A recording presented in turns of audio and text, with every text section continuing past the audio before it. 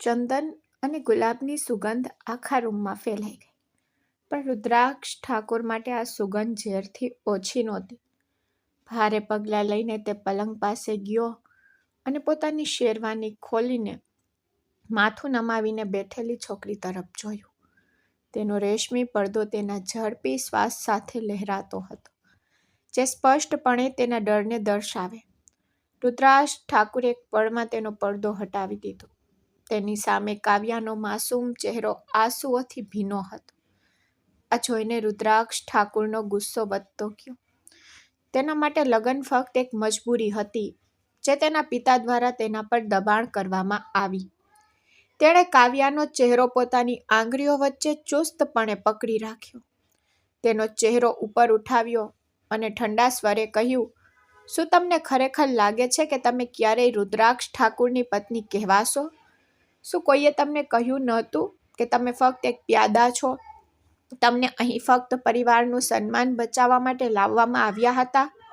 આ સાથે રુદ્રાક્ષ ઠાકુરે તેના પર પોતાનો અધિકાર લેવાનું શરૂ કરી દીધું. જ્યારે તે પોતાની મનમાની કરીને ચાલ્યો ગયો, ત્યારે કાવ્યાએ ધ્રુજતા અવાજે કહ્યું, રુદ્રાક્ષ ઠાકુર, હું અહીં આવી છું કે હું તમને મારા માનતી હતી, પણ શું મારો એકમાત્ર ગુનો એ છે કે હું અનાથ છું? શું લગ્નના આ વચનોની તારી નજરમાં કોઈ કિંમત નથી? રુદ્રાક્ષ ઠાકુર મોટેથી હસ્યો. રૂમના મૌનને વીંધીને તેને સોફા પરથી ઘડિયાળ ઉપાડી અને શર્ટના બટન લગાવ્યા. લગ્ન મારા માટે ફક્ત એક કાનૂની ઔપચારિકતા હતી, જે મેં પૂર્ણ કરી દીધી. તારા અધિકારોની વાત કરીએ તો જો, મેં તને મારી પત્ની તરીકે સ્વીકારી, પરંતુ ફક્ત મારી શારીરિક જરૂરિયાતો માટે. તેનાથી આગળ અમારો કોઈ સંબંધ નથી. મારી સામે ઊભા રહેવાનું સ્વપ્ન પણ ના જો. રુદ્રાક્ષ ઠાકુરના ધોરણો ખૂબ ઊંચા છે. તમારા જેવી સામાન્ય છોકરી, જેનો કોઈ પરિવાર કે ઓળખ નથી, તે ક્યારેય મારી સમાન કેવી રીતે હોઈ શકે? તમે મારી નોકરાણી બનવાને પણ લાયક નથી. કાવ્યાના આંસુ તેના લાલ જભા પર પડ્યા. તેણીએ હિંમત ભેગી કરીને કહ્યું કે જો તમે મને આટલી જ નફરત કરતા હતા, તો તમે મારું જીવન કેમ બરબાદ કર્યું? તમે મારા લગ્નના સમયે મને છોડી શક્યા હોત. હું ક્યાંક ગૌરવ સાથે રહી શકી હોત. હવે આ કાળી રાત્રે હું ક્યાં જઈશ? રુદ્રાક્ષ ઠાકુરે ગુસ્સામાં તેનો હાથ મચકોડ્યો અને તેને નીચે ફેંકી દીધી અને બૂમ પાડી, મને તારી વાતોમાં રસ નથી. તું ક્યાં જઈશ એ તારી સમસ્યા છે. મારું કામ પૂરું થઈ ગયું છે અને હવે તારી આ હવેલીમાં કોઈ જગ્યા નથી. હમણાં જ અહીંથી નીકળી જા, નહીતર હું નોકરોને કહીશ કે તને બહાર કાઢી મૂકે. કાવ્યાએ ભયાવહ થઈને તેના પગ પકડીને વિનંતી કરી, ભગવાન માટે આવું ના કર. રાતનો છેલ્લો સમય છે. હું એકલી ક્યાં ભટકીશ? લોકો શું કહેશે કે દુલ્હનને તેના લગ્નની પહેલી જ રાત્રે ઘરમાંથી કાઢી મૂકવામાં આવી? શું તને મારા માટે થોડી પણ દયા નથી આવતી? રુદ્રાક્ષ ઠાકુર તેને પગથી પાછળ ધકેલી દીધી. કબાટમાંથી બંદૂક કાઢીને ટેબલ પર પછાડીને તેને કહ્યું, કાવ્યા, કદાચ તું મને બરોબર સમજી રહી નથી. તારા નામનો કોઈ અર્થ નથી અને તારે લોકોની ચિંતા કરવી જોઈએ. દુનિયા શું કહે છે તેની મને પરવા નથી. મારા માટે તું ફક્ત એક સંપત્તિ હતી, જેને મેં ફેંકી દીધી છે. હવે જો તું અહીં એક ક્ષણ માટે પણ રહે, તો જે કંઈ થશે તેના માટે તું જવાબદાર રહેશે. ફૂટપાથ પર મરી જા અથવા ફાર્મ હાઉસમાં વાસણ ધો. મારે તેની સાથે કોઈ લેવા દેવા નથી. બસ મારી નજરથી દૂર થઈ જા. જ્યારે કાવ્યાએ તે માણસની આંખો ક્રૂરતાથી ભરેલી અને તેનું હૃદય પથ્થરથી ભરેલું જોયું, ત્યારે તેણે પોતાનો વેરવિખેર દુપટ્ટો ઉપાડ્યો અને દરવાજા તરફ દોડી ગઈ. તેને એક છેલ્લી નજર તે વૈભવી રૂમ પર નાખી, જે થોડીવાર પહેલાં તેના ઘર જેવો લાગતો હતો, પણ હવે તે સળગેલી આગ જેવું હતું. રુદ્રાક્ષ ઠાકુરે તેના પર નફરતભરી નજર નાખી તે પાછો ફર્યો, સિગરેટ સળગાવી અને બારી પાસે ઊભો રહ્યો. તેઓ હવેલીના ઉંબરા પાર કરતા જ ઠંડે પવને કાવ્યાને અહેસાસ કરાવ્યો કે તેની સફર હવે એકલતા અને અપમાનમાં છે. પણ તેણી આ માણસને ક્યારેય પોતાનો ચહેરો ન બતાવવાનો નિર્ણય કર્યો. તેણી પોતાની ઓળખ બનાવશે, ભલે તેને તેના છેલ્લા શ્વાસ સુધી સખ્ત મહેનત કરવી પડે. તેણીએ પાછળ ફરીને જોયું નહીં અને અંધારાવાળા રસ્તે ચાલી ખાતરી કરી કે ભગવાન તે લોકો માટે છે જેમનું કોઈ નથી. હવેલીની અંદર રુદ્રાક્ષ ઠાકુર તેના અહંકારથી નશામાં. તેને લાગ્યું કે તેણે એક પ્રકરણ બંધ કરી દીધું છે, પણ તેને કોઈ ખ્યાલ નહોતો. આ તેની વિનાશક વાર્તાનું ફક્ત પહેલું પાનું હતું. કાવ્યાના રડવાનો અવાજ રાત્રિના મૌનમાં ખોવાઈ ગયો. તે ચાલી તો ગઈ, પણ તેની નજર આકાશ તરફ પહોંચી ગઈ, જેને રુદ્રાક્ષ ઠાકુરનું ભાગ્ય નક્કી કર્યું હતું. જ્યારે કાવ્યા શહેરની સીમાઓ ઓળંગી ગઈ, ત્યારે તેના પગમાં ફોલા પડી ગયા અને તેનો આત્મા હજારો ઘાથી ઢંકાયેલો. તેને ઘણા દિવસોથી રસ્તાઓ પર ધકેલી દેવામાં આવી હતી, જ્યાં સુધી તેઓ હરિયાળી અને મોટા ફાર્મ હાઉસથી ઘેરાયેલા એક દૂરના વિસ્તારમાં પહોંચી. તે એક જૂના ફાર્મ હાઉસના દરવાજા પર રોકાઈ, જ્યાં એક વૃદ્ધ ચોકીદાર લાકડી પર સહારો રાખીને બેઠો હતો. કાવ્યાએ ધીમા અવાજે પૂછ્યું, બાબા, શું અહીં કોઈ નોકરાણીની જરૂર છે? હું બધું કામ કરી શકું છું. હું સારી રીતે રાંધી છું અને સફાઈમાં કોઈ કસર છોડતી નથી.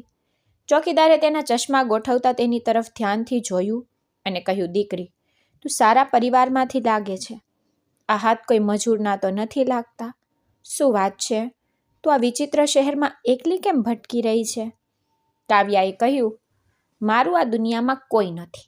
મારા પતિનું અકસ્માતમાં અવસાન થયું અને મારા સાસરિયાઓએ મને ઘરમાંથી કાઢી મૂકી.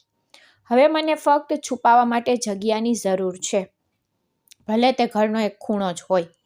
ચોકીદારે તેના પર દયા કરી અને તેણે તેને મેનેજર પાસે મોકલી. મેનેજરે કાવ્યાનો સાથ આપ્યો અને તેની જરૂરિયાતો જોઈને તેને રસોડાનું કામ સોંપ્યું અને તેને રહેવા માટે એક નાનો રૂમ આપ્યો. 4 અઠવાડિયા વીતી ગયા. કાવ્યાએ પોતાની મહેનતથી બધાનું દિલ જીતી લીધું. તે સવારે વહેલા ઉઠીને રોટલી બનાવતી અને બપોરે બધા માટે કઢી બનાવતી, પરંતુ આ 4 અઠવાડિયા દરમિયાન તેની તબિયત બગડવા લાગી. તે સતત થાકી જતી હતી અને ખોરાકની ગંધથી તેને ઉબકાવા લાગ્યા. એક દિવસ ડુંગળી કાપતી વખતે તેને અચાનક ચક્કર આવવા લાગ્યા અને તે જમીન પર પડી ગઈ. રસોડામાં કામ કરતી કાવેરી તેની પાસે દોડી ગઈ, તેના કપાળને સ્પર્શ કરી અને કહ્યું, દીકરી, તું હમણાં નિસ્તેજ દેખાઈ રહી છે અને તું ખૂબ જ નિસ્તેજ અનુભવી રહી છે. શું તને સારું નથી લાગતું? કાવેરીએ પોતાને સંયમિત કરીને કહ્યું, માં, આ ફક્ત ગરમી છે અને કદાચ કામનો થાક છે. ચિંતા ન કરો, હું એક ક્ષણમાં ઠીક થઈ જઈશ. પણ જીવનમાં ઘણા ઉતાર ચઢાવ જોયેલી કાવેરીએ કાવ્યાનો હાથ પકડીને તેને બાજુમાં બેસાડી અને તેને ફક્ત પૂછ્યું, દીકરી, મને સાચું કે, શું તારા પતિનું અવસાન થયાને ઘણો સમય થઈ ગયો છે? તો શક્ય છે કે તમારામાં એક નવું જીવન ઉભરી રહ્યું હોય? સાંભળીને કાવ્યા સદબદ થઈ ગઈ. તેનું હૃદય ધબકવા લાગ્યું. તેણે ડરથી પૂછ્યું, માં, તમે શું કહી રહ્યા છો? આ કેવી રીતે હોઈ શકે? પણ પછી એક ઝટકા જેવું તેને રુદ્રાક્ષ ઠાકુર સાથેની તેની પહેલી અને છેલ્લી રાત યાદ આવી, જ્યારે તેણે તેની વાસના સંતોષ્યા પછી તેને ઘરમાંથી કાઢી મૂકી હતી. કાવેરીએ તેને દિલાસો આપ્યો કે કાલે શહેરમાંથી એક મહિલા ડૉક્ટર આવશે, તેથી તેની પાસે તમારી તપાસ કરાવો. બીજા દિવસે જ્યારે ડૉક્ટરે કાવ્યાને જોઈ, ત્યારે તેણે હસીને તેને અભિનંદન આપ્યા. અભિનંદન, તમે માં બનવાના છો. આ સાંભળીને કાવ્યાને લાગ્યું કે તેના પગ નીચેથી જમીન સરકી જશે. તેને ખબર નહોતી કે આનંદ કરવો કે રડવું. આ બાળક એ જ માણસનું પ્રતીક હતું જેણે તેને નાલાયક છોકરી કહી હતી. તેણે હળવેથી તેના પેટ પર હાથ મૂક્યો અને વિચાર્યું કે રુદ્રાક્ષ ઠાકુર, તે મને નષ્ટ કરી દીધી હશે, પણ કુદરતે તારા લોહીને મારામાં જીવંત રાખ્યું છે. હવે હું તારી હાજરી વિના આ બાળકને ઉછેરીશ. આ સાંભળીને કાવેરીએ કાવ્યાને ભેટી પડી. દીકરી, હવે તારે તારી ખૂબ કાળજી લેવી પડશે. આ બાળક તારો સહારો બનશે. કાવ્યાએ તેની પાસેથી વચન લીધું, માં, કૃપા કરીને ખાતરી કરો કે કોઈને ખબર ન પડે કે આ કોનું બાળક છે. બધા જાણે છે કે મારા પતિ મરી ગયા છે. હું નથી ઈચ્છતી કે મારા ભૂતકાળનો પડછાયો મારા બાળક પર પડે. કાવેરીએ વચન આપ્યું કે આ રહસ્ય ક્યારેય કોઈની સાથે શેર કરશે નહીં. કાવ્યા પહેલાં કરતાં ઘણી હિંમતવાન બની ગઈ હતી. તે ઘણીવાર ખેતરમાં ફાર્મ હાઉસની બારી બહાર જોતી અને તેના નવજાત બાળક સાથે વાત કરતી. મારા નાના રાજકુમાર, તારા પિતા એક મહાન માણસ છે, પણ તેમનું હૃદય ખૂબ નાનું છે. હું તને એટલો સક્ષમ બનાવીશ કે તે તારી હાજરીમાં ઊભા પણ રહી શકશે નહીં. સમય ઝડપથી પસાર થયો. 5 વર્ષ વીતી ગયા. કાવ્યા હવે નબળી છોકરી નહોતી રહી, પણ એક મજબૂત મા બની ગઈ. તે દિવસે ફાર્મ હાઉસના મોટા લોનમાં એક ભવ્ય પાર્ટીનું આયોજન કરવામાં આવ્યું. વાતાવરણ ઉત્સાહી હતું. 5 વર્ષ પછી રુદ્રાક્ષ ઠાકુર તેના મિત્ર રણવીરના ફાર્મ હાઉસમાં એક ભવ્ય પાર્ટી માટે આવ્યો હતો. તેના ચહેરા પર પણ હજુ પણ એ જ જૂનો ઘમંડ અને આંખોમાં એ જ ઉદાસીનતા હતી. તેથી આરામથી બેસીને રુદ્રાક્ષ ઠાકુરે પોતાનો કાચ ફેરવ્યો અને રણવીરને કહ્યું, રણવીર, સાચું કહું ને તો હું આ ઘૂંટણભર્યા શહેરી જીવનથી કંટાળી ગયો છું. તારું આ ફાર્મ હાઉસ ખરેખર આરામદાયક છે, પણ વ્યવસ્થા રુદ્રાક્ષ ઠાકુરને ગમે તેવી જ હોવી જોઈએ, નહીતર અહીં રહેવાનો કોઈ અર્થ નથી. રણવીરે હસીને રુદ્રાક્ષ ઠાકુરના ખંભા પર હાથ મૂક્યો. અરે રુદ્રાક્ષ, તું ચિંતા કેમ કરે છે? અહીંનો સ્ટાફ ખૂબ જ અનુભવી અને વિશ્વાસપાત્ર છે. અહીંની એક રસોઈ એટલી સારી છે કે તેની રસોઈ આખા શહેરમાં વખણાય છે. એકવાર તમે તેનું ભોજન તો અજમાવી જુઓ, પછી તમે શહેરની 5 સ્ટાર હોટલો ભૂલી જશો. રુદ્રાક્ષ ઠાકુરે અણગમતો ચહેરો બનાવ્યો અને કહ્યું, મને આ નાના લોકોમાં કે તેમના સ્વાદમાં રસ નથી. બસ મારો રૂમ અને બરફ જેવું ઠંડુ પાણી તૈયાર રાખ. રણવીરે વિદેશી મેનેજરને બોલાવ્યો. સાંભળો, કાવ્યાને કહો કે માસ્ટર માટે કેટલીક સ્વાદિષ્ટ વાનગીઓ તૈયાર કરે અને તેની સાથે કેટલાક પીણા પણ મોકલે.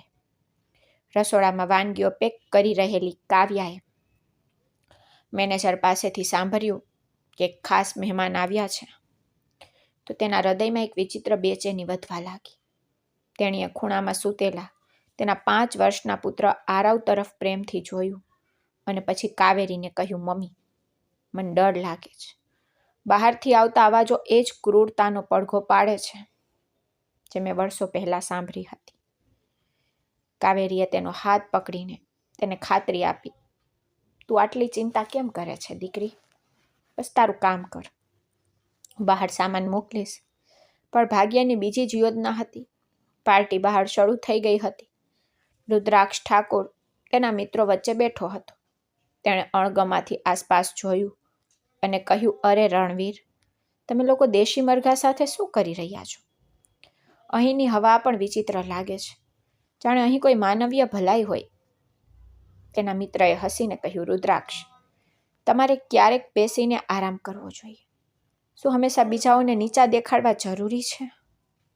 રુદ્રાક્ષ ઠાકુરે તેની સિગરેટમાંથી એક લાંબો ખેંચ લીધો અને આંખમાં ચમક સાથે કહ્યું, શાંતિ મારા સ્વભાવમાં નથી.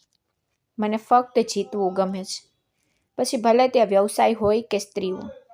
મેં જે કંઈ ઈચ્છ્યું છે તે બધું મેળવ્યું છે. મેં જેને પ્રેમ કર્યો છે તેને કચરી નાખ્યો છે. કાવ્યા રસોડામાંથી ટ્રે લઈને બહાર નીકળવા જતી હતી. તેને ખબર નહોતી કે જે માણસ તેના જીવનનો સૌથી મોટો ગુનેગાર હતો તે બહાર બેઠો છે. રુદ્રાક્ષ ઠાકુર હવે રણવીરને જૂની વાતો સંભળાવી રહ્યો હતો. શું તમે જાણો છો રણવીર, 5 વર્ષ પહેલાં મેં એક રાત્રે એક છોકરીને એવી જ રીતે બહાર કાઢી મૂકી હતી. મને હજુ પણ તેનો કોઈ અફસોસ નથી, કારણ કે તે મારા પગ નીચેથી ધૂળની પણ કિંમતની નહોતી.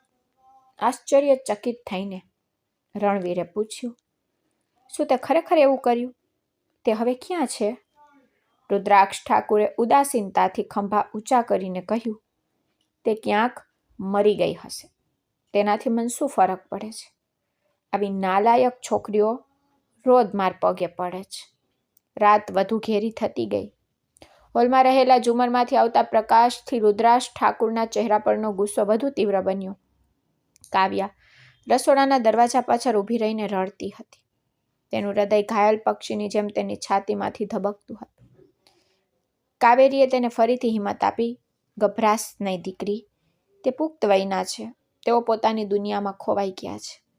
કાવ્યાએ ધ્રુજતા હાથે ટ્રે ઉપાડી અને તેના ચહેરાને તેના દુપટ્ટાથી ચુસ્તપણે ઢાંકી દીધો, જેથી તેની ઓળખનો કોઈ પતો ન લાગે. તે હોલ તરફ આગળ વધી, જ્યાં સંગીત હવે શાંત થઈ ગયું હતું, પરંતુ પુરુષના હસવાનો અવાજ ગુંજતો હતો. બીજી બાજુ નશામાં અને ઘમંડી રુદ્રાક્ષ ઠાકુર રણવીર પર બૂમ પાડી રહ્યો હતો.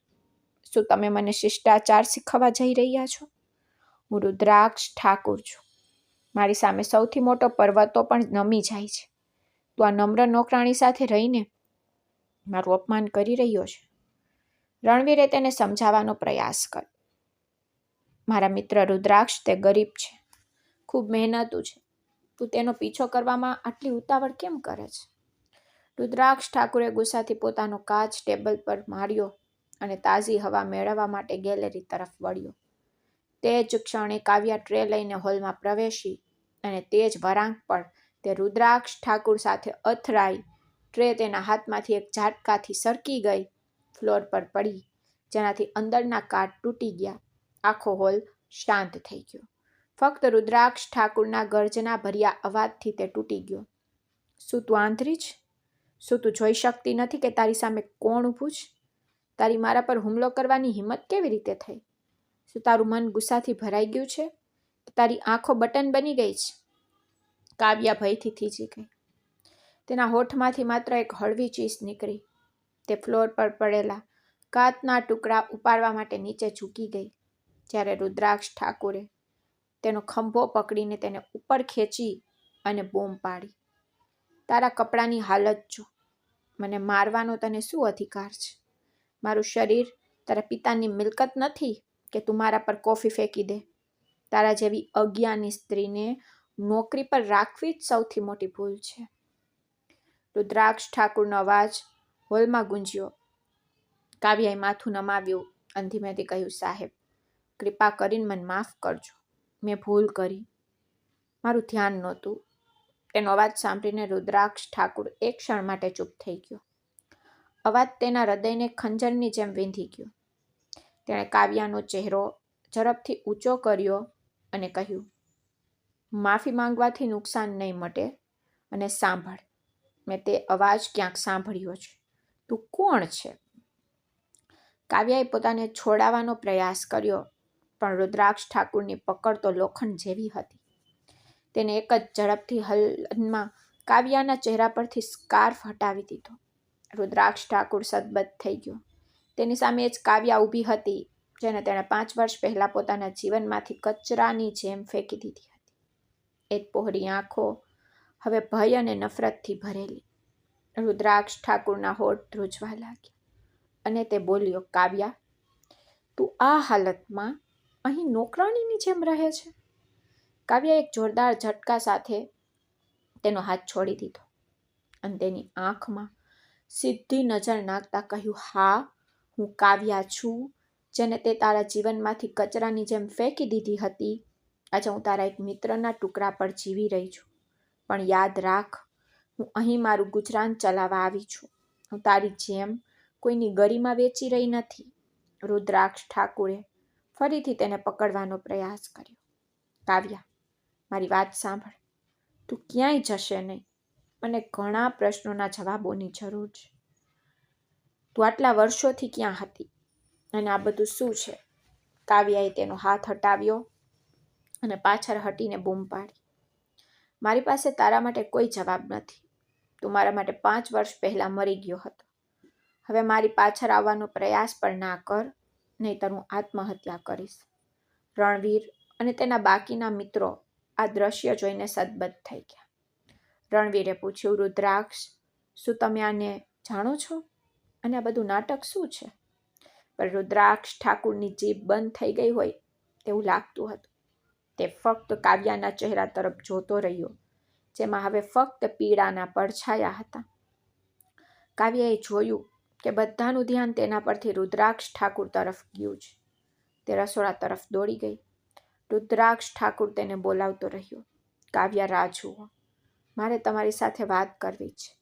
પણ તે અટકી નહીં. રસોડામાં પ્રવેશતાની સાથે જ તેને અંદરથી તારું મારી દીધું અને ફ્લોર પર પડી ગઈ. તેનો શ્વાસ રૂંધાઈ ગયો. તેને લાગ્યું કે તેની 5 વર્ષની મહેનત એક ક્ષણમાં બરબાદ થઈ ગઈ. હોલમાં રુદ્રાક્ષ ઠાકુર પથ્થરની મૂર્તિની જેમ ઊભો હતો. તેનો નશો ઉતરી ગયો. રણવીરે તેને હલાવ્યો. હોશમાં આવ રુદ્રાક્ષ, તે શું કહી રહી હતી? તે તેને ઘરમાંથી બહાર કાઢી મૂકી? તે તારા માટે શું છે? રુદ્રાક્ષ ઠાકુરે તૂટેલા અવાજમાં કહ્યું, હા રણવીર, આ એ જ વ્યક્તિ છે જેનો મેં નાશ કર્યો. પણ જો આ ધૂળમાંથી બનેલું સોનું, તે ખરેખર એક સ્ત્રી બનીને બહાર આવી. રસોડામાં કાવ્ય તેના પુત્ર આરવને છાતી પર પકડીને ખૂબ રડી રહી હતી. નાના આરવે ડરીને પૂછ્યું, મમ્મી, તું કેમ રડી રહી છે? શું તે ખરાબ અંકલ તને મારતા હતા? કાવ્યએ તેના પુત્રના કપાળ પર ચુંબન કર્યું અને કહ્યું, ના મારા દીકરા, આપણે અહીંથી ભાગી જવું પડશે, નહીંતર તે આપણને જીવવા દેશે નહીં. કાવ્યા જાણતી હતી કે રુદ્રાક્ષ ઠાકુરનો અહંકાર તેને શાંતિથી જીવવા દેશે નહીં. તે કાં તો તેને ફરીથી અપમાનિત કરશે અથવા તેને મારી નાખશે. બીજી બાજુ રુદ્રાક્ષ ઠાકુરના મનમાં ફક્ત એક જ વાત ગુંજતી હતી. કાવ્યા જીવિત હતી અને તે તેની ખૂબ નજીક હતી. રુદ્રાક્ષ ઠાકુરે તેના મિત્રોને અવગણ્યા અને સીધા રસોડાના દરવાજા પર ગયો. તેના પર ટક્કર માર્યો. તેને બૂમ પાડી, કાવ્યા, દરવાજો ખોલ. હું તારો દુશ્મન નથી. ફક્ત માફી માંગવા માંગુ છું. 5 વર્ષોએ મારી શાંતિ છીનવી લીધી છે. તે રાતથી હું એક ક્ષણ પર શાંતિથી સૂતો નથી.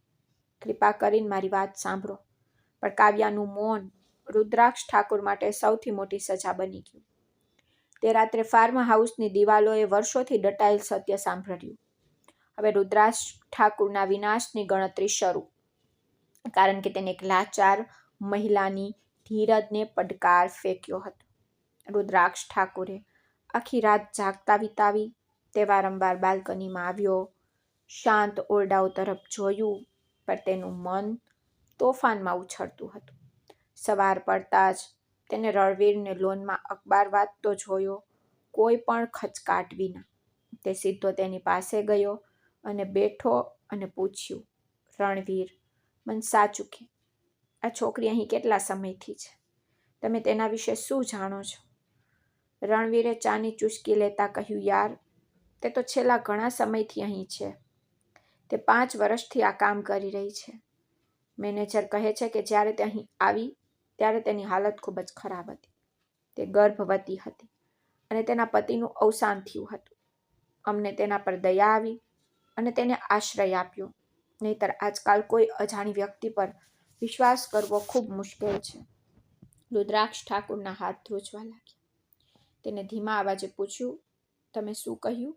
તે ગર્ભવતી હતી? તો શું તેને બાળક પણ છે? રણવીરે સ્મિત સાથે કહ્યું, હા, તેનો એક સુંદર દીકરો છે, આરવ, બિલકુલ તેની માં જેવો. ખૂબ જ બુદ્ધિશાળી બાળક છે. રુદ્રાક્ષ ઠાકુરનું હૃદય ચિંતાથી ભરાઈ ગયું. તેને કોઈ વધુ પ્રશ્નો પૂછ્યા નહીં. સીધો તે ક્વાર્ટર તરફ ગયો જ્યાં નોકરો રહેતા હતા. ત્યાં લીમડાના ઝાડ નીચે નાનું બાળક કાદવમાં તેની રમકડાની કાર ચલાવી રહ્યો હતો. રુદ્રાક્ષ ઠાકુરના પગલાં અટકી ગયા. તેણે બાળકને નજીકથી જોયું. તેનો શ્વાસ અટકી ગયો. બાળકની આંખો, નાક, કપાળ બધું રુદ્રાક્ષ ઠાકુર જેવું જ હતું. બાળક તેના બાળપણમાં બિલકુલ રુદ્રાક્ષ ઠાકુર જેવો દેખાતો હતો. રુદ્રાક્ષ ઠાકુર તેની પાસે ગયો અને ઘૂંટણીએ પડીને પૂછ્યું, દીકરા, તારું નામ શું છે? તું શું કરે છે? બાળકે માથું ઊંચું કરીને વિશાળ આંખોથી તેની તરફ જોઈને કહ્યું, મારું નામ આરવ છે અને હું મારી કાર ચલાવી રહ્યો છું. તમે કોણ છો? તમે મારા ઘરની નજીક કેમ ઊભા છો? રુદ્રાક્ષ ઠાકુરનો અવાજ ગુંગરાયો. તેને બાળકનો હાથ પકડીને પૂછ્યું, આરવ દીકરા, તારા પિતા ક્યાં છે? બાળકે ઉદાસ થઈને આકાશ તરફ ઇશારો કર્યો. મમ્મી કહે છે કે તે ભગવાન પાસે ચાલ્યા ગયા છે અને ત્યાંથી આપણને જોઈ રહ્યા છે. રુદ્રાક્ષ ઠાકુરની આંખોમાં આંસુ આવી ગયા. તેને બાળકને ગળે લગાડવાનું મન થયું. બરાબર એ જ સમયે કાવ્યા આવી. રુદ્રાક્ષ ઠાકુરને ત્યાં જોઈને તે ગાંડી થઈને દોડી ગઈ અને આરવને તેની પાસેથી છીનવી લીધો. તેને પોતાની પાછળ છુપાવી દીધો. તેનો ચહેરો સ્પષ્ટપણે ગુસ્સા અને ભયથી ભરેલો હતો. રુદ્રાક્ષ ઠાકુરે વેદનામાં કહ્યું, કાવ્યા જુઓ, આ બાળક બિલકુલ મારા જેવું જ છે. તેની આંખો સત્ય કહી રહી છે. મન કે શું તે મારું લોહી છે? શું તે 5 વર્ષથી આ રહસ્ય મારાથી છુપાવ્યું? કાવ્યાએ કડકાઈથી જવાબ આપ્યો. તમે શું કહી રહ્યા છો ઠાકુર સાહેબ? હું તમને નથી ઓળખતી. મારું બાળક એવા વ્યક્તિનું લોહી ન હોઈ શકે જે બીજાઓ સાથે પલંગની ચાદર જેવું વર્તન કરે. તમે કદાચ નશામાં છો. મારા પતિ મરી ગયા છે અને આ બાળક તેની નિશાની છે. કૃપા કરીને ચાલ્યા જાઓ, નહીં તો હું મેનેજરને બોલાવીશ. રુદ્રાક્ષ ઠાકુરે ગર્જના કરી. કાવ્યા, જૂઠું ના બોલ. હું કબૂલ કરું છું કે મેં ભૂલ કરી. હું આંધળો હતો, તને ઓળખતો નહોતો. પણ આ બાળકનો ચહેરો જોરથી ચીસો પાડે છે કે આ મારો દીકરો છે. તું મારા અધિકારો છીનવી નથી શકતી. કાવ્યાએ કડવું હાસ્ય સાથે કહ્યું. હકો વિશે વાત કરવી તમને નથી સોંપતી ઠાકુર સાહેબ. જે રાત્રે તમે મને બહાર કાઢી તે રાત્રે તમે તમારા બધા અધિકારો ગુમાવી દીધા. હવે ભલે આ બાળક તમારા જેવું દેખાય, તે કુદરતની મજાક છે. તેનો તમારી સાથે કોઈ સંબંધ નથી. આરવ ડરથી તેની માને વળગી પડ્યો અને રુદ્રાક્ષ ઠાકુર તરફ જોતા બોલ્યો, ગંદા અંકલ, તું મારી માને કેમ ડરાવી રહ્યો છે? અહીંથી ચાલ્યો જાતો, નહીતર હું તને મારી નાખીશ. પોતાના લોહીથી રંગાયેલા આ શબ્દો સાંભળીને રુદ્રાક્ષ ઠાકુર ભાંગી પડ્યો. તેને વિનંતી કરી, કાવ્યા, ભગવાન માટે ફક્ત એકવાર મારી વાત સાંભળ. હું બધું ઠીક કરીશ. હું તને અને આ બાળકને તું જે માન આપવા લાયક છે તે આપીશ. કાવ્યાએ તેની તરફ અણગમાથી જોયું અને આરવનો હાથ પકડીને અંદર જતી વખતે કહ્યું, માન આપવામાં આવતું નથી, તે કમાવવું પડે છે અને તું તે ગુમાવી ચૂક્યો છે. હવે મારી પાસે તારા માટે ફક્ત મૌન છે, પણ મારા બાળક માટે તું ફક્ત એક અજાણી વ્યક્તિ. અમે તને ઓળખતા નથી અને અમે તને ક્યારેય ઓળખીશું પણ નહીં. રુદ્રાક્ષ ઠાકુર ત્યાં જમીન પર બેઠો. તેનું ગૌરવ તૂટી ગયું. જે બાળકને તે પોતાનો વારસદાર માનતો હતો, તે તેને અજાણી વ્યક્તિ કહીને છોડી ગયો હતો. રુદ્રાક્ષ ઠાકુરને હવે સમજાયું કે પસ્તાવો શું છે અને ક્ષણનો ગર્વ કેવી રીતે આખી જિંદગી બરબાદ કરી શકે છે. તે ત્યાં બેઠો હતો. આરવના છોડી ગયેલા રમકડા તરફ જોતો રહ્યો. અંદર બંધ કાવ્યા ખૂબ રડી પડી. તે જાણતી હતી કે રુદ્રાક્ષ ઠાકુર તેને આટલી સરળતાથી જવા દેશે નહીં. જ્યારે કાવ્યાને ખબર પડી કે રુદ્રાક્ષ ઠાકુર ચાલ્યો ગયો છે, ત્યારે તે બહાર આવી. પણ તેને ખ્યાલ નહોતો કે રુદ્રાક્ષ ઠાકુર હજુ પણ તેને જોઈ રહ્યો છે.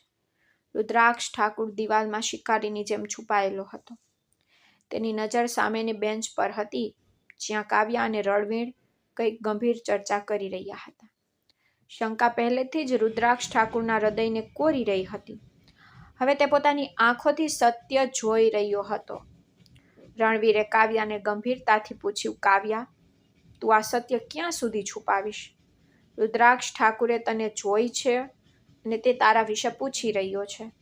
શું તને ડર નથી લાગતો કે જો તેને ખબર પડે કે આરવ તેનો દીકરો છે તો તે શું કરશે? કાવ્યાએ ઊંડો શ્વાસ લીધો. તેના આંસુ લૂછતા કહ્યું, રણવીરભાઈ, જો તેને સત્ય ખબર પડી જાય તો પણ મને કોઈ ફરક નથી પડતો. તે 5 વર્ષ પહેલાં મૃત્યુ પામ્યો. મેં અહીં બધાને કહ્યું છે કે હું રુદ્રાક્ષ ઠાકુરની વિધવા છું. તે જીવતો હોય કે ન હોય તે મારા માટે સમાન છે. તેને મારી પ્રતિષ્ઠા બગાડી છે, પણ આજે હું તેના મિત્ર માટે નોકરાણી તરીકે રહું છું. રણવીરે આશ્ચર્યચકિત થઈને પૂછ્યું, શું તમે ખરેખર રુદ્રાક્ષ ઠાકુરની વિધવા તરીકે પોતાને નોંધાવ્યા છે? જો તે આ સાંભળશે તો તેનો યુગો તેને શાંતિથી જીવવા દેશે નહીં. કાવ્યાએ ત્રાસીને પૂછ્યું, તો મારે શું કરવું જોઈએ? શું મારે તે માણસ પાસે પાછા જવું જોઈએ જેણે મને નકારી કાઢી હતી, એવું માનીને કે તે ફક્ત એક રાતનો સ્ટેન્ડ હતો? મેં મારી ઓળખ બદલી નાખી, જેથી કોઈ મારા પર ખરાબ નજર ન નાખે અને હું મારા બાળકને શાંતિથી ઉછેરી શકું. દિવાલ પાછળ ઊભેલા રુદ્રાક્ષ ઠાકુર આ બધું જોઈને સદબદ થઈ ગયા. કાવ્યાના શબ્દો પીગળેલા કાચની જેમ તેના કાનમાં પડ્યા, જેનો અર્થ એ કે તે અહીં રુદ્રાક્ષ ઠાકુરની વિધવા તરીકે રહે છે. તેનો ગુસ્સો અચાનક વધી ગયો. રુદ્રાક્ષ ઠાકુરની પત્ની, જેનું નામ આખા શહેરમાં ગુંજતું હતું, તે અહીં લોકોના વાસણ ધોતી અને જ્યારે તે જીવતો ત્યારે તેણે તેને મારી નાખ્યો. તેનું ગૌરવ ફરી જાગ્યું. તેણે ગુસ્સામાં તેને જોરથી લાત મારી અને ગર્જના કરતો આગળ આવ્યો. કાવ્યા અને રણવીર એકદમ ચોંકી ગયા. રુદ્રાક્ષ ઠાકુરે કાવ્યાનો હાથ એટલો જોરથી પકડી લીધો કે પક્ષીએ તેના કાંડાને ડંખ મારી દીધો. તે ગુસ્સાથી બૂમ પાડી, તો તું અહીં મારી વિધવા તરીકે રહે છે? તું કેવી રીતે વિચારી શકે કે તું રુદ્રાક્ષ ઠાકુરના નામને આ રીતે કલંકિત કરીશ? તું નોકરાણી બનીને મારા પર શરમ લાવી છે. લોકોની સામે ભીખ માંગવામાં અને મારા નામનો ઉપયોગ કરવામાં તને શરમ ન આવતી? કાવ્યાએ પીડાથી પોતાનો હાથ છોડાવવાનો પ્રયાસ કર્યો. શા સાહેબ, તમને શરમ આવી જોઈએ કે તમે તમારી પત્નીને જીવતા હોવા છતાં વિધવા બનવા માટે મજબૂર કરી. મેં તમારું નામ સ્વેચ્છાએ નહોતું લીધું, તે મજબૂરી હતું. આ સમાજમાં એકલી સ્ત્રી માટે જીવવું ખૂબ મુશ્કેલ છે, તેથી જ મેં તમને મૃત માન્યા. તમારું હૃદય તો પહેલેથી જ મરી ગયું હતું. રુદ્રાક્ષ ઠાકુરે ગુસ્સાથી રણવીર તરફ જોયું અને બૂમ પાડી, રણવીર, તમે જાણતા હતા કે તે મારી પત્ની છે અને તમે તેને અહીં નોકરાણી તરીકે રાખી હતી, જેથી તું મારી મજાક ઉડાવી શકે. રણવીરે તેને શાંત કરવા માટે હાથ ઊંચો કર્યો અને કહ્યું, રુદ્રાક્ષ, ભાનમાં આવ. મને ખબર નહોતી કે આ તે છોકરી છે જેના વિશે તમે વાત કરી રહ્યા હતા. મેં તેને આશ્રય આપ્યો એવું વિચારીને કે તે એક લાચાર સ્ત્રી છે, પણ રુદ્રાક્ષ ઠાકુર સાંભળવાના મૂડમાં નહોતો. તે કાવ્યાના ચહેરાની ખૂબ નજીક આવ્યો અને ધમકી ભર્યા સ્વરમાં કહ્યું, તમે મારા સન્માનનું અપમાન કર્યું છે કાવ્યા. બધાની સામે મને મૃત જાહેર કરીને તમે સાબિત કર્યું છે કે તમે કેટલા નીચા ઉતરી ગયા છો. હવે જો કે હું તમારી સાથે શું કરું છું. હું તને અહીંથી ખેંચીને લઈ જઈશ અને દુનિયાને કહીશ કે તું કોણ છે. કાવ્યાએ જવાબ આપ્યો, ક્યારેય નહીં. હું તારી સાથે ક્યારેય નહીં જાઉં. હું અહીં ધૂળમાં ફેરવાઈ જઈશ, પણ હું તારી હવેલીનો ભાગ નહીં બનું, જ્યાં માનવતાની નહીં પણ અહંકારની પૂજા થાય. તું અહીં દાસી તરીકે પણ નહીં રહે. તારે મારી હવેલીમાં કેદ રહેવું પડશે, કારણ કે રુદ્રાક્ષ ઠાકુર પોતાનો સામાન બીજા કોઈ પાસે છોડતો નથી, ભલે પછી તે કચરો હોય. રણવીરે દરમિયાનગીરી કરી અને રુદ્રાક્ષ ઠાકુરને પાછળ ધકેલી દીધો. રુદ્રાક્ષ, તું તારી હદ ઓળંગી રહ્યો છે. આ તારી મિલકત નથી, મારું ફાર્મ હાઉસ છે અને કાવ્યાની સંમતિ વિના તું અહીં કંઈ કરી શકતો નથી. રુદ્રાક્ષ ઠાકુરે ગુસ્સામાં રણવીરનો કોલર પકડી લીધો. તું મારો મિત્ર છે કે આ સ્ત્રી સાથે? આજે જ નક્કી કર, નહીં તો હું બધું બાળીને રાખ કરી દઈશ. જ્યારે કાવ્યાએ બે મિત્રોને લડતા જોયા ત્યારે તે રડતી રડતી તેના રૂમમાં દોડી ગઈ, જ્યાં આરવ સૂતો હતો. તેના મનમાં ફક્ત એક જ વાત હતી કે રુદ્રાક્ષ ઠાકુરનો ગુસ્સો ક્યારેય શાંત થશે નહીં અને તે ફક્ત તેના જીવનને નર્ક બનાવશે. આ દરમિયાન રુદ્રાક્ષ ઠાકુર ગુસ્સાથી સળગી રહ્યો હતો. તેની નજરમાં કાવ્યાનું દાસી હોવું જ એ સૌથી મોટું અપમાન હતું અને તે તેનો બદલો લેવા માટે કોઈ પણ હદ સુધી જવા તૈયાર હતો. તેને ખ્યાલ નહોતો કે તેણે કાવ્યાને જ્યાંથી લાવ્યો હતો ત્યાંથી પાછા ફરવાનો રસ્તો સીલ કરી દીધો છે. સૂરજની ગરમી વધી ગઈ હતી અને હવામાં ભારે તોફાનનો અવાજ છવાઈ ગયો હતો. રુદ્રાક્ષ ઠાકુરના ચહેરા પરની લાલાશ તેની અંદરની ક્રૂરતાનો ખુલાસો કરતી હતી. તેણે કાવ્યાના રૂમનો જૂનો લાકડાનો દરવાજો ખોલ્યો અને અંદર પ્રવેશતા જ તેણે કાવ્યાનો હાથ એટલો જોરથી પકડી લીધો કે તે ડરથી બૂમ પાડી ઉઠી. રુદ્રાક્ષ ઠાકુરે બૂમ પાડી, બસ થઈ ગયું કાવ્યા, હું હવે આ દાસી નાટક સહન નહીં કરું. હું તને હમણાં અહીંથી લઈ જવા આવ્યો છું. તે મારા પરિવારનું સન્માન બગાડ્યું છે. શાંતિથી ગાડીમાં બેસી જા, નહીં તો હું ભૂલી જઈશ કે તું એક સ્ત્રી છે.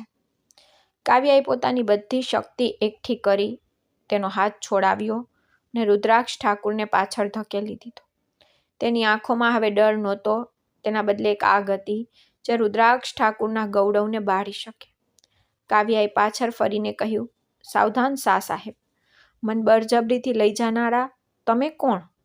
તમે કયા સન્માનની વાત કરી રહ્યા છો? 5 વર્ષ પહેલાં તે વરસાદી રાત્રે તમે જાહેરમાં જે સન્માનની હરાજી કરી, રુદ્રાક્ષ ઠાકુરે ગુસ્સામાં કહ્યું. કાવ્યા, તારી જીભ સંભાળ. તું હજુ પણ મારી પત્ની છે. તારી ઉપર મારો અધિકાર છે અને મને ખબર છે કે મારા હકો કેવી રીતે છીનવી લેવા. ભલે મારે તને સાંકળોમાં બાંધીને લઈ જવી પડે. કાવ્યાએ એક કડવું હાસ્ય બહાર કાઢ્યું જે રુદ્રાક્ષ ઠાકુરના હૃદયને ખંજરની જેમ વીંધી નાખે. તે તેની નજીક ગઈ, તેની આંખોમાં સીધી નજર નાખી અને કહ્યું, સાચું કહું તો સાંભળ શાહ સાહેબ, તે રાત્રે તમે ફક્ત એક લાચાર સ્ત્રીનું શરીર ખરીદ્યું. તમે લગ્નનો ઉપયોગ તમારી વાસના સંતોષવા માટે કર્યો, પરંતુ તમે તમારી પત્નીનું સન્માન અને તે સંબંધની પવિત્રતાને કચરી નાખ્યો. તે જ ક્ષણે તમે મને ઘરમાંથી કાઢી મૂકી, મને નકામી છોકરી કહીને. જે માણસ પોતાની પત્નીનું સન્માન વેચે છે, તે પણ તેના પર દાવો કરવાનો અધિકાર ગુમાવે છે. રુદ્રાક્ષ ઠાકુરે સદબદ થઈને તેની સામે જોયું. તેને ક્યારેય કલ્પના નહોતી કરી કે આ ડરેલી છોકરી એક દિવસ તેને આ રીતે અરીસો બતાવશે. તેને ફરીથી ચીસો પાડવાનો પ્રયાસ કર્યો. શું તને લાગે છે કે હું તને આ અપમાનમાં અહીં છોડી દઈશ? લોકો મારા પર થૂંકશે, કહેશે કે રુદ્રાક્ષ ઠાકુરની પત્ની બીજા લોકોના ઘરોમાં રસોઈ બનાવે છે. કાવ્યાએ વેદનામાં જવાબ આપ્યો. તમને મારા અપમાનની ચિંતા નથી. તમને તમારા પોતાના અહંકારની ચિંતા છે, જે હવે તૂટી રહ્યો છે. તમને દુઃખ છે કે એક સામાન્ય નોકરાણીએ તમને ઓળખવાનો ઇનકાર કર્યો. તમને દુઃખ છે કે તમારા વારસદાર એવી જગ્યાએ ઉછરી રહ્યા છે જ્યાં તમારા આદેશોને કોઈ સ્થાન નથી.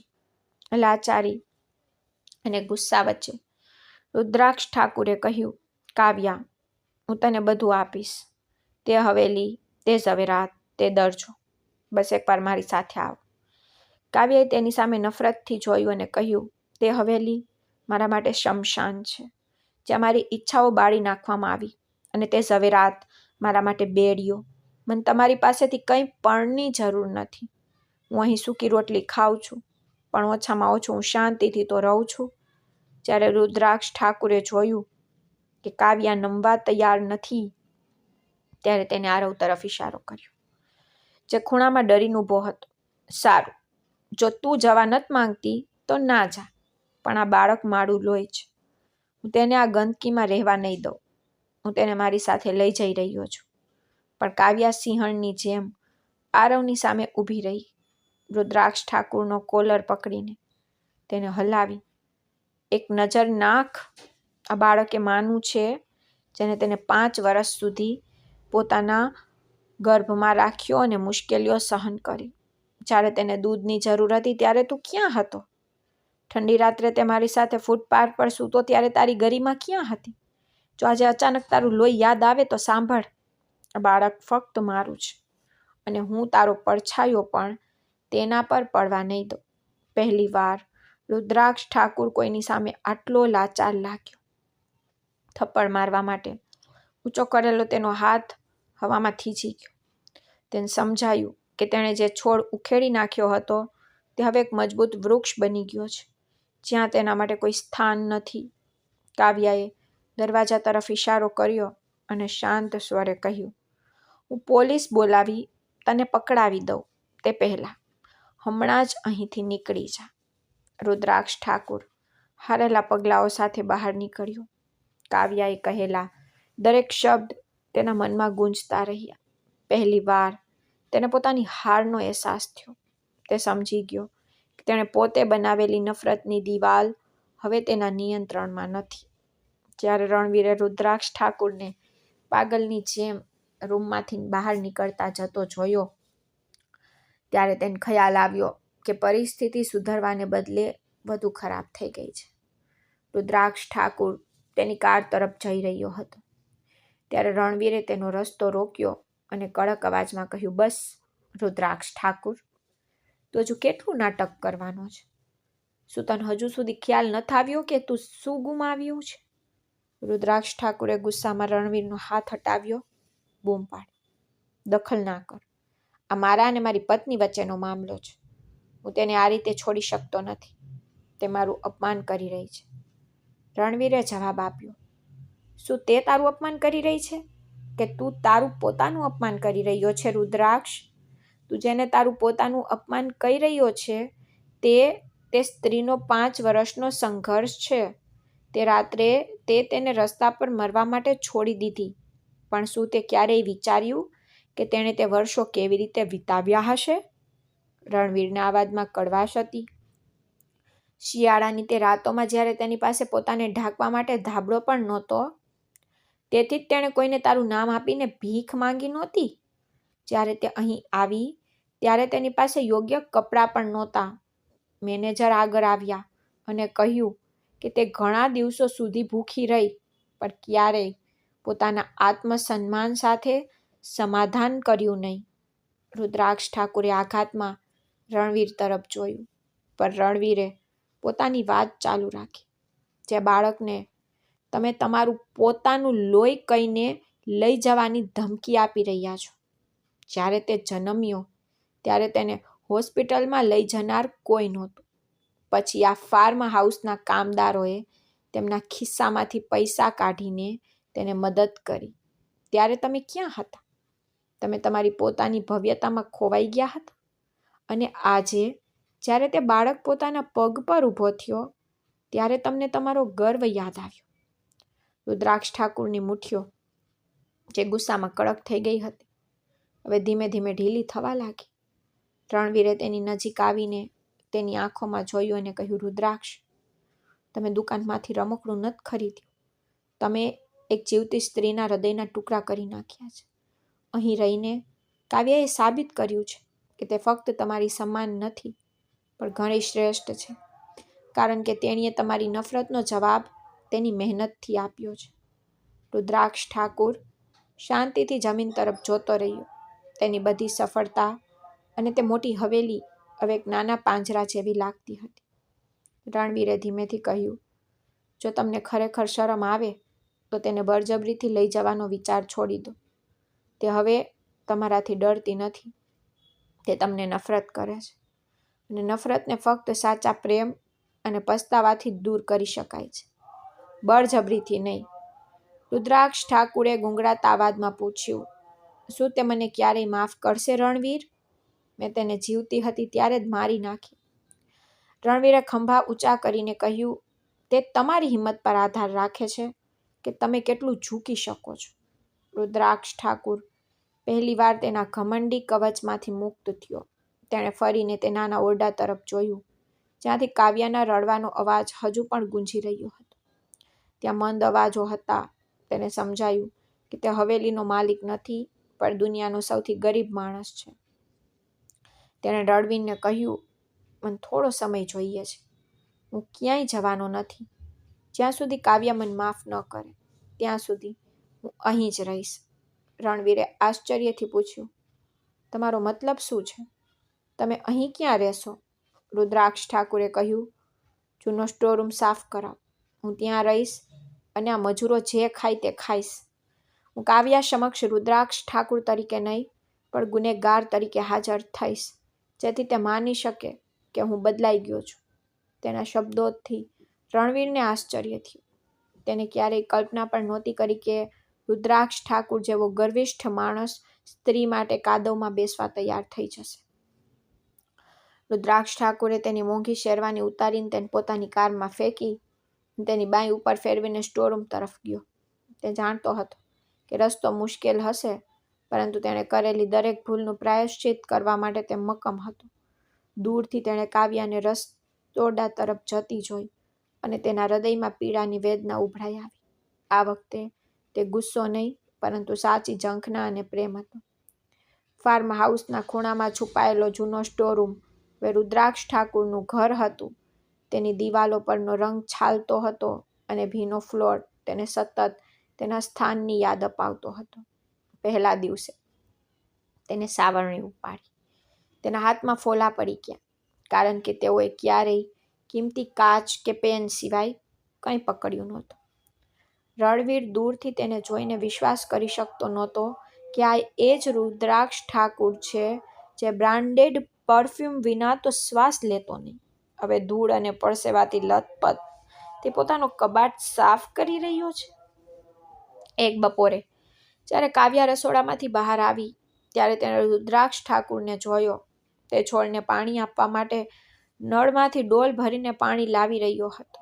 તેને આ સ્થિતિમાં જોઈને કાવ્યાના પગલાં એક ક્ષણ માટે અટકી ગયા. કાવ્યા અણગમોથી પાછળ ફરી ગઈ, પણ પછી રુદ્રાક્ષ ઠાકુરના ધ્રુજતા અવાજે તેને રોકી દીધી. કાવ્યા, શું હું થોડું પીવાનું પાણી મેળવી શકું? કાવ્યાએ તીવ્ર જવાબ આપ્યો. ઠાકુર સાહેબ, તમારે પોતાનું પાણી જાતે લાવવું પડશે. કે પછી તમારી પાસે કોઈ નોકર નથી જે તમને ચાંદીના ગ્લાસમાં પાણી પીવડાવી શકે?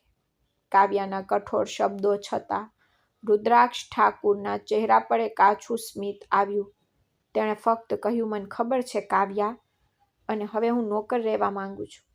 બસ તમે બધા જે પાણી પીઓ છો ને તે જ મને આપી દો. એક પણ શબ્દ બોલ્યા વિના કાવ્યાએ માટીના વાસણમાં પાણી ભરીને જમીન પર મૂક્યું, જાણે કોઈ ભિખારીને ભિક્ષા આપવામાં આવી રહી હોય. રુદ્રાક્ષ ઠાકુરે પાણી પીધું, જાણે તે વિશ્વનું સૌથી કિંમતી પીણું હોય. વાટકો પાછો મૂકતા તેને કહ્યું, આભાર કાવ્યા. તારા આ માટીના કપમાં જે આરામ છે તે મારા હવેલીના મોંઘા ચશ્મામાં પણ નથી. કાવ્યા ને તેની શૈલી બિલકુલ પસંદ ન આવી અને ગુસ્સામાં તેને કહ્યું, આ નાટક બંધ કર. તું 2 દિવસમાં થાકી જઈશ, અહીંથી ભાગી જઈશ. તારા જેવા લોકો ફક્ત મોટી મોટી વાતો કરવાનું જાણે છે. તું ખરેખર મહેનત કરવા સક્ષમ નથી. આ ભયંકર દુઃખમાં ઊભા રહીને રુદ્રાક્ષ ઠાકુરે જવાબ આપ્યો, જ્યાં સુધી તું મારા પર વિશ્વાસ નહીં કરે ને ત્યાં સુધી હું ક્યાંય જઈશ નહીં. જો મેં 5 વર્ષ સુધી મારી મરજી મુજબ કામ કર્યું હોય તો 5 વર્ષ સુધી તારી સેવા કરીશ. કદાચ મારો અપરાધ ઓછો થઈ જશે. સમય પસાર થતાં રુદ્રાક્ષ ઠાકુરે ખરેખર બધાને આશ્ચર્યચકિત કર્યા. તે સવારે વહેલા ઉઠતો, આજ માટે ખોદકામ કરતો અને સામાન્ય મજૂરો સાથે બેસીને દાળ રોટલી ખાતો. આરવ, જે શરૂઆતમાં તેને ગંદા અંકલ કહેતો, હવે તેને દૂરથી પ્રેમથી કામ કરતો જોવા લાગ્યો. એક દિવસ જ્યારે આરવનો બોલ ઝાડીઓમાં ફસાઈ ગયો ત્યારે રુદ્રાક્ષ ઠાકુરે તેને ઉપાડ્યો અને પ્રેમથી કહ્યું, આરવ, કાળજીપૂર્વક રમ. આરવે ડરપોકથી બોલ લીધો અને નિર્દોષતાથી પૂછ્યું, તું અહીં કેમ કામ કરે છે? આટલો મોટો થઈ ગયો. શું તમારી માએ તમને ઘરમાંથી કાઢી મૂક્યા? આ સાંભળીને રુદ્રાક્ષ ઠાકુરની આંખોમાં આંસુ આવી ગયા. તેને આરવના નાના હાથને ચુંબન કર્યું અને કહ્યું, હા દીકરા, મેં મોટી ભૂલ કરીને તેથી જ આજે મને સજા મળી રહી છે. બારીમાંથી આ જોઈને કાવ્યાનું પહેલીવાર હૃદય પીગળી ગયું, પરંતુ તેણીએ ઝડપથી પોતાને નિયંત્રિત કરી અને આરવને અંદર આવવા માટે બોલાવ્યો. થોડીવાર પછી રણવીર આવ્યો અને રુદ્રાક્ષ ઠાકુરને સમજાવવાનો પ્રયાસ કર્યો. રુદ્રાક્ષ, બસ તું બીમાર પડીશ, ઘરે પાછો જા. હું કાવ્યાને સાથે પોતે વાત કરીશ. રુદ્રાક્ષ ઠાકુરે માથું નમાવ્યું અને ના પાડી, ના રણવીર, મેં આખી જિંદગી લોકોને નીચા બતાવીને મારા અહંકારને તો પોષ્યો છે. આજે આ રીતે નમીને મને પહેલીવાર શાંતિનો અનુભવ થાય છે. કાવ્યાના નફરતમાં પણ મને પોતાનું સ્થાન અનુભવાય છે, કારણ કે ઓછામાં ઓછું તે મારી સામે તો છે. કાવ્યા રસોડાની બારીમાંથી તેને શાંતિથી જોઈ રહી હતી. તે જોઈ શકતી હતી કે કેવી રીતે એક અમીર માણસ એક સામાન્ય મજૂરની જેમ લાકડા કાપતો. તેના હાથ લોહીથી ટપકતા છતાં તેના ચહેરા પર એક વિચિત્ર શાંતિ હતી.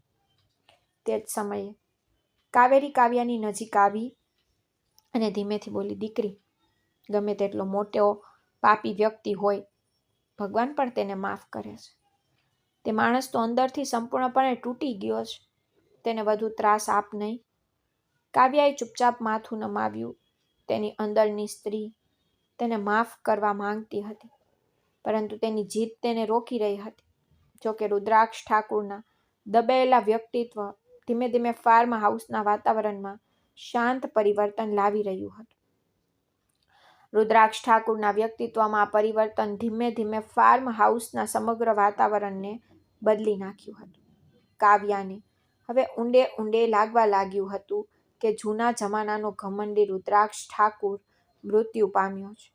તેને પાછળ છોડીને અને તેની જગ્યાએ એક એવો માણસ આવી રહ્યો છે જેણે ખરેખર પ્રેમની કદર કરવાનું શીખી લીધું હતું. એક બપોરે કાવ્યાની અચાનક ચીસોએ મૌન તોડી નાખ્યું. કાવ્યા રસોડાના પાછળના ભાગમાં સૂકા લાકડા લેવા ગઈ, જ્યાં રમેશ પહેલેથી જ છુપાયેલો હતો. આ એ જ નોકર હતો જેને રણવીરે ચોરીના આરોપમાં બહાર કાઢી મૂક્યો હતો અને જેને કાવ્યાએ રંગે હાથે પકડ્યો હતો. હવે તે કાવ્યાને નુકસાન પહોંચાડીને બદલો લેવા માંગતો હતો. તેને કાવ્યાનો રસ્તો રોક્યો અને નફરતથી ખંજર લહેરાવતા બૂમ પાડી, તું ખૂબ હિંમતવાન હોવાનો ઢોંગ કરે છે ને? આજે હું આ ઘમંડનો જ અંત લાવી દઉં. કાવ્યા ડરથી પાછળ હટી ગઈ અને વિનંતી કરી, મન જવા દો, ભગવાન માટે મન જવા દો. રમેશ ગુસ્સે થયો, પરંતુ નજીકના બગીચામાં કામ કરી રહેલા રુદ્રાક્ષ ઠાકુરે કાવ્યાનો અવાજ સાંભળ્યો અને પાગલની જેમ ઉઘાડા પગે તેની તરફ દોડી ગયો. રમેશ કાવ્યા પર હુમલો કરવા માટે હાથ ઊંચો કરતા જોતા જ તેને વીજળીની ગતિથી દરમિયાનગીરી કરી. રમેશનો ખંજર કાવ્યા કરતા રુદ્રાક્ષ ઠાકુરની છાતીમાં ઊંડે સુધી ઘૂસી ગયું. જ્વાળાઓના એક ધડાકાથી કાવ્યાનો સફેદ સ્કાર્ફ લાલ થઈ ગયો. જોરથી કર્કશ કરતા રુદ્રાક્ષ ઠાકુરે પોતાની બધી શક્તિ એકઠી કરી તેણે રમેશનો હાથ મચકોડ્યો અને તેને જમીન પર પછાડી દીધો. કાવ્યા થીજી ગઈ. તેનો અવાજ તેના ગળામાં દબાઈ ગયો. એ જ રુદ્રાક્ષ ઠાકુર જેણે તેને એક સમયે નકારી હતી, તે આજે તેના માટે પોતાનું લોહી વહેવડાવી રહ્યો હતો. રુદ્રાક્ષ ઠાકુરના પગલાં ડગમગી ગયા અને તે જમીન પર પડવા લાગ્યો. ત્યારે જ કાવ્યા તેને સહારો આપવા દોડી ગઈ. રડતી ચીસો પાડી, રુદ્રાક્ષ સાહેબ, તમે આ શું કર્યું? તમે તમારો જીવ કેમ જોખમમાં મૂક્યો? રુદ્રાક્ષ ઠાકુરે ભારે આંખોથી કાવ્યા તરફ જોયું. તેના ચહેરા પર સ્મિત દેખાયું, પીડાદાયક છતાં દિલાસો આપતો. તેને હાંફતા હાંફતા કહ્યું, કાવ્યા, તે રાત્રે મેં તમારા સન્માનને કલંકિત કર્યું. આજે કદાચ હું મારું લોહી આપીને તે ઋણ ચૂકવી શકું છું. તું ઠીક છે ને? બસ એટલું જ જોવા માંગતો હતો. અવાજ સાંભળીને રણવીર અને બીજા લોકો ત્યાં પહોંચ્યા, પરંતુ તેઓએ તરત જ રમેશને પકડી લીધો. રણવીરે ગભરાઈને કહ્યું, ધ્યાન રાખ યાર, ઘા ખૂબ ઊંડો છે. ગાડી બહાર કાઢો, તેને તાત્કાલિક હોસ્પિટલ લઈ જવાની જરૂર છે. કાવ્યાએ રુદ્રાક્ષ ઠાકુરનું માથું પોતાના ખોળામાં મૂક્યું અને તેના દુપટ્ટાથી તેના ઘા ઢાંકવા લાગી. તેના આંસુ રુદ્રાક્ષ ઠાકુરના ચહેરા પર પડી રહ્યા હતા અને તેણીએ નિરાશાથી કહ્યું, તમને કંઈ નહીં થાય રુદ્રાક્ષ સાહેબ, કૃપા કરીને તમારી આંખો ખુલ્લી રાખો. આ દરમિયાન નાનો આરવ દોડતો આવ્યો અને તેના પિતાને લોહીથી લથપથ જોઈને રડી પડ્યો. પપ્પા ઉઠો, તમને શું થયું છે? રુદ્રાક્ષ ઠાકુરે ધ્રુજતા હાથે આરવના માથા પર હાથ મૂક્યો અને કાવ્યા તરફ જોઈને કહ્યું, જો કાવ્યા, આજે તેને મને પપ્પા કહ્યું. હવે જો હું મરી જાઉં ને તો પણ મને દુઃખ નહીં થાય. કાવ્યાએ તેને ઠપકો આપતા કહ્યું, ચૂપ રહો, આવી મૂર્ખ વાતો ના બોલો. મેં તમને મારા હૃદયના ઊંડાણથી માફ કરી દીધા છે. બસ હિંમત ન હારો. હોસ્પિટલની આખી સફર દરમિયાન રુદ્રાક્ષ ઠાકુર કાવ્યાનો હાથ પકડી રાખ્યો હતો. સતત તેને માફી માંગતો રહ્યો. તેને એવું લાગ્યું કે તેના વર્ષોના પાપો આ લોહીથી ધોવાઈ રહ્યા છે. ડોક્ટરોએ તરત જ તેને ઓપરેશન થિયેટરમાં ખસેડ્યો. ઘણા કલાકો રાહ જોયા પછી જ્યારે ડોક્ટરો બહાર આવ્યા ત્યારે તેઓએ જાહેરાત કરી કે ઘા ખૂબ ઊંડો છે, પરંતુ સદભાગ્યે ખંજર તેના હૃદય સુધી પહોંચ્યો નહીં અને રુદ્રાક્ષ ઠાકુર ખતરાની બહાર છે. સાંભળીને કાવ્યા હોસ્પિટલના ઠંડા ફ્લોર પર પડી ગઈ. આજે પહેલીવાર તેને સમજાયું કે તે હજુ પણ રુદ્રાક્ષ ઠાકુરને કેટલો પ્રેમ કરે છે. જ્યારે રુદ્રાક્ષ ઠાકુરને ભાન આવ્યો ત્યારે તેણે કાવ્યા અને આરવને પોતાની સામે બેઠેલા જોયા. કાવ્યાએ તેનો હાથ પકડીને ધીમેથી કહ્યું, તમારો જીવ જોખમમાં મૂકીને તમે સાબિત કર્યું કે તમે ખરેખર બદલાઈ ગયા છો. હવે મને કોઈ પુરાવાની જરૂર નથી. રુદ્રાક્ષ ઠાકુરની આંખોમાં પસ્તાવો અને રાહતના આંસુ છલકાઈ ગયા. આજે તે સમજી ગયો કે સાચા પ્રેમ માટે કેટલું બલિદાન જરૂરી છે. તે એક બલિદાનથી તેની અને કાવ્યા વચ્ચેની નફરતની છેલ્લી દિવાલ તોડી નાખવામાં આવી હતી. હવે તેમની વચ્ચે ફક્ત પ્રેમ અને એકબીજા માટે ઝંખના રહી હતી, જે એક નવા જીવનની શરૂઆત હતી. જે દિવસે રુદ્રાક્ષ ઠાકુર સ્વસ્થ થયા અને પાછા ફર્યા તે દિવસ હવેલીના ઇતિહાસનો સૌથી મહાન દિવસ હતો. પરંતુ આજે કોઈ ઢોંગ કે ખોટું અભિમાન નહોતો. સમગ્ર વાતાવરણમાં ફક્ત એક શાંત, આત્મીય લાગણી હતી. જેમ જેમ ગાડી હવેલીના મોટા લોખંડના દરવાજા પર રોકાઈ, રુદ્રાક્ષ ઠાકુરની માં આંખોમાં આંસુ સાથે ત્યાં ઊભી હતી. આજે તેમના પરિવારનો બધો ગર્વ અદ્રશ્ય થઈ ગયો હતો. તેઓએ તેમના એકમાત્ર પુત્રને મૃત્યુના જડબામાંથી પાછો ફરતો જોયો હતો. રુદ્રાક્ષ ઠાકુર કાવ્યાનો હાથ પકડીને કારમાંથી બહાર નીકળ્યો. તેના ચહેરા પર હવે ભૂતકાળનો ગર્વ નહોતો રહ્યો. તે આગળ વધ્યો, તેની માના હાથને ચુંબન કર્યું અને કાવ્યા તરફ ઈશારો કરીને કહ્યું, માં, તમે આ ઘરના વારસદાર અને માલિક છો. તમે તે છો જેણે તમારા દીકરાને જીવતો મૃતદેહ બનતા બચાવ્યો. તેની માં કાવ્યાને વેદનામાં ભેટી પડી. રડતી બોલી, દીકરી, કૃપા કરીને મને માફ કર. કાવ્યાએ તેની સાસુનો હાથ પકડીને ધીમેથી કહ્યું, માં, જે થયું તે એક ખરાબ સ્વપ્ન છે. હવે મને ફક્ત એટલું યાદ રાખવાનું છે કે આપણે બધા એક છીએ. મારો દીકરો તેના દાદાના હવેલીમાં તેના વાસ્તવિક નામ અને ઓળખ સાથે રહેશે. જ્યારે આરવ હવેલીના વિશાળ લોન પર પહોંચ્યો ત્યારે તેણે આશ્ચર્યથી બધું જોયું. રુદ્રાક્ષ ઠાકુરે તેને પોતાના હાથમાં ઉપાડ્યો અને પ્રેમથી કહ્યું, મારા દીકરા, આ બધું તારું છે, પરંતુ હંમેશા એક વાત યાદ રાખ. આ દિવાલો અને આ સંપત્તિ પર ક્યારેય ગર્વ ન કર. વ્યક્તિ જેટલું નમે છે, ભગવાન તેને તેટલો જ ઊંચો કરે છે. તે રાત્રે હવેલીના એ જ રૂમમાં જ્યાં રુદ્રાક્ષ ઠાકુરે 5 વર્ષ પહેલા કાવ્યાને અપમાનિત કરીને બહાર ફેંકી હતી, ત્યાં પ્રેમની સુગંધ હતી. રુદ્રાક્ષ ઠાકુર કાવ્યાની સામે બેઠો, તેનો હાથ પકડીને ખાલી પૂછ્યું, કાવ્યા, શું તમે ખરેખર મને માફ કરી દીધો? કાવ્યા હસતી તેની આંખોમાં જોતી કહેતી રહી, ઠાકુર સાહેબ, જે દિવસે તમે તે રૂમમાં ઝાડુ ઉપાડ્યું તે દિવસે મારો અડધો નફરત તો ગાયબ થઈ ગયો. અને જે દિવસે તમે મારા માટે તમારું લોહી વહેવડાવ્યું, મેં મારો આત્મા તમને સમર્પિત કરી દીધો. હવે આપણો ભૂતકાળ ફક્ત એક પાઠ છે અને આપણું ભવિષ્ય એક પુસ્તક છે, જેના દરેક પાના પર આપણે પ્રેમથી લખીશું. રુદ્રાક્ષ ઠાકુરે તેણીને ભેટી પડ્યો અને બારી બહાર ચંદ્ર તરફ જોતા વિચાર્યું કે દુનિયાનું સૌથી મોટું સત્ય પ્રેમ છે. રુદ્રાક્ષ ઠાકુરનો ગર્વ હવે કાયમ માટે દફનાવવામાં આવ્યો હતો. તેની જગ્યાએ એક માણસ હતો જે પોતાની તાકાત માટે નહીં પણ પોતાની વફાદારી માટે જાણીતો હતો. કાળી રાત્રે નફરતથી શરૂ થયેલી આ વાર્તા હવે સોનેરી સવાર પ્રેમ સાથે સમાપ્ત થઈ રહી હતી. આજે તેમની પાસે ગુમાવવા માટે કંઈ નહોતું, પરંતુ સમગ્ર બ્રહ્માંડ મેળવવાનું હતું. કારણ કે તેઓ એકબીજાને શોધી ચૂક્યા હતા. નફરતની દિવાલો ગમે તેટલી ઊંચી હોય, સાચો પ્રેમ અને નિષ્ઠાવાન પસ્તાવો તેમને તોડી પાડવાની શક્તિ ધરાવે છે. મિત્રો, મને આશા છે કે આ મીઠી પ્રેમ કથા તમારા ચહેરા પર સ્મિત લાવશે. જો તમને આ વિડીયો ગમ્યો હોય તો કૃપા કરીને તેને તમારા મિત્રો સાથે શેર કરો. નવી વાર્તાઓની સફર સાથે જોડાયેલા રહેવા માટે ચેનલને સબસ્ક્રાઈબ કરો અને બેલ આઇકોન દબાવો. આપણે ફરી એક નવી વાર્તા સાથે મળીશું. ત્યાં સુધી આભાર. ધન્યવાદ. Bye bye.